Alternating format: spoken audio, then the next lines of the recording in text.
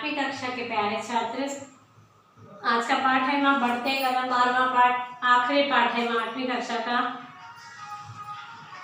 देखो कौन दिख रहे हैं?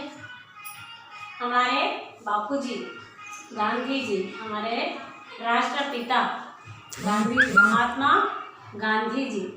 क्या लिख रहे हैं? देखो चित्र में महात्मा गांधी जी महापुरुष है। वे क्या कर रहे हैं? लिख रहे हैं।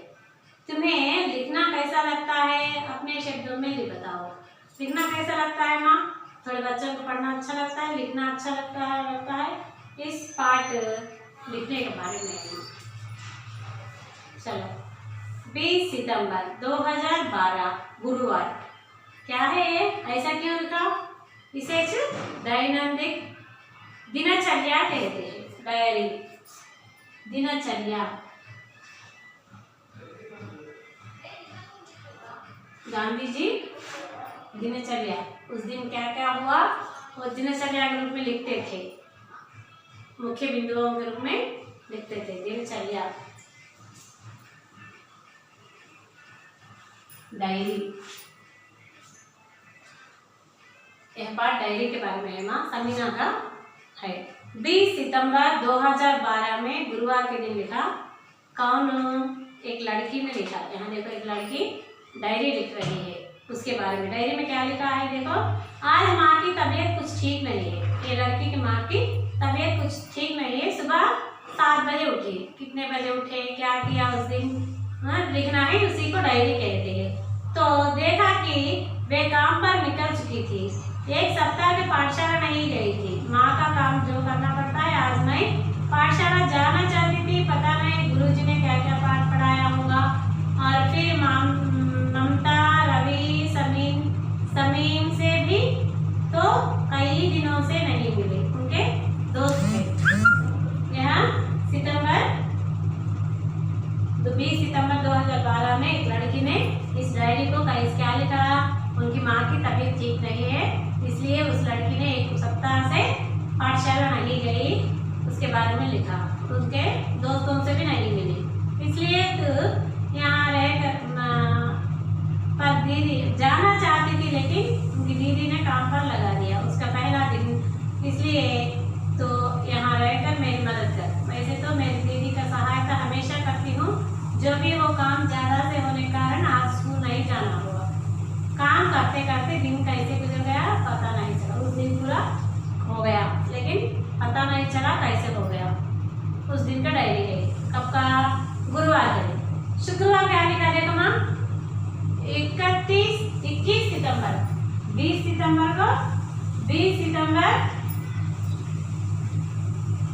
2012 में लड़की ने डायरी लिखा। फिर 21 सितंबर डेट लिखना, पहले डायरी को डेट लिखकर उस दिन के मुख्य विषयों को अक्षरों के रूप में, सुंदर अक्षरों के रूप में लिखना ही डायरी है।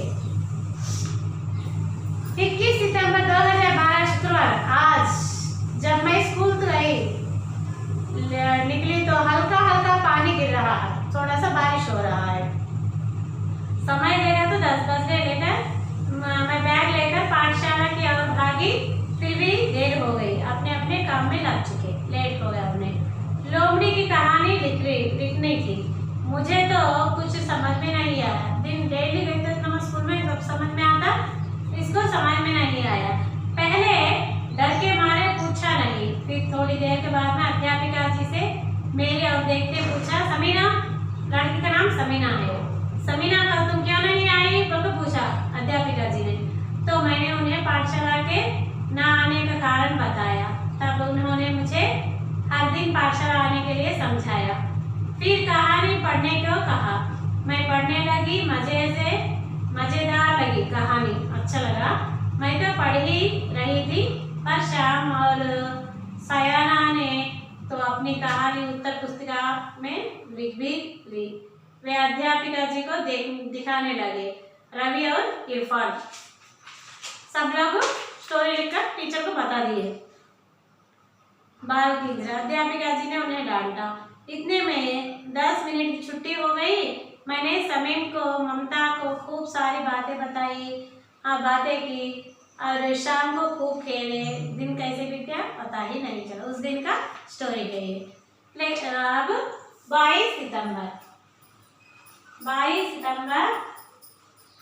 2012 में फिर भी सबीना ने क्या लिखा, ऐसे ही हम भी डायरी लिखना। हाँ 22 सितंबर को क्या लिखा देखना। आज मैं पाठशाला, सबीना पाठशाला पहुंची। पाठशाला में पाठशाला समिति की बैठक थी, सरपंच जी भी आए। कौन आए पाठशाला को?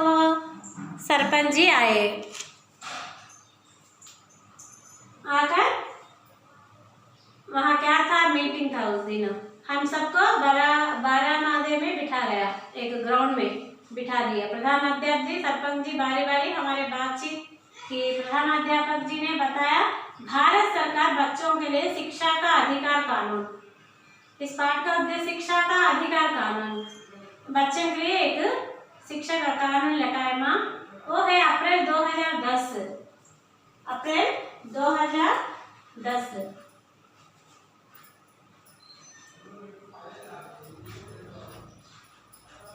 शिक्षा कानून,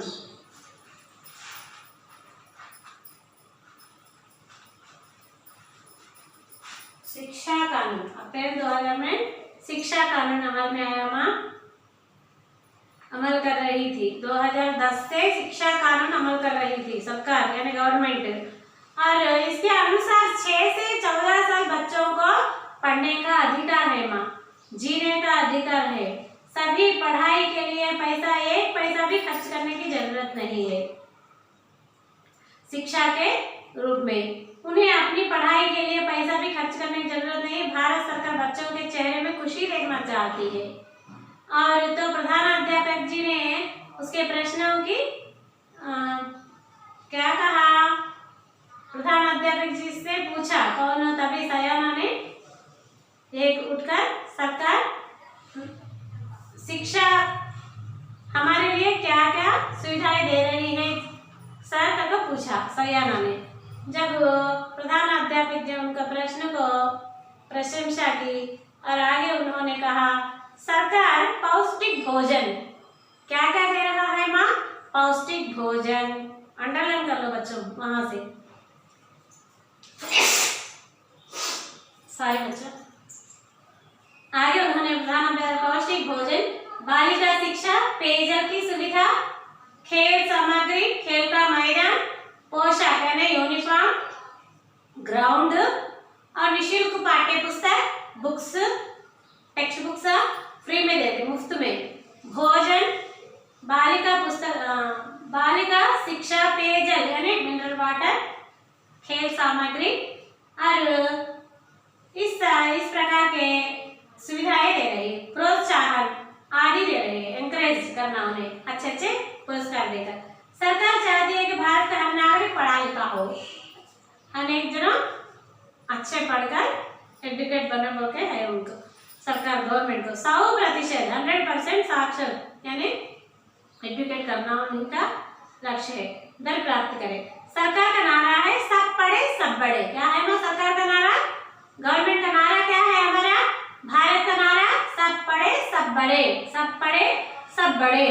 जिस दिन भारत का हर बच्चा शिक्षित होकर अच्छा नागरिक बनेगा उस दिन महापुरुषों के सपने साकार होंगे। हमारे महापुरुषों बहुत सारे सपने देखे हमारे भारत के लिए, उनके सपने हमारे अब्दुल कलाम जी उनके सुपूत है होंगे। जय हिंद ऐसे भाषण दिया। ये पूरे किसने सबीना ने उनके डायरी में लिखा। ये डायरी में लिखने से इतना आज हम इसके बारे में पढ़ सकते हैं ना माँ, इसलिए हमें अच्छे विषयों को हमारे डायरी में लिख लेना है। प्रधानाध्यापक डायरी लिखना एक अच्छी आदत है माँ। प्रधानाध्यापक जी ने की बातें सुनकर हम सबने तालियां बजाया। आज मैं बहुत खुश थी।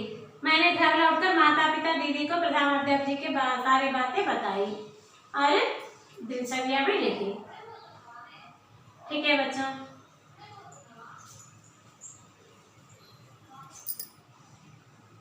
समझ गए ना बच्चों।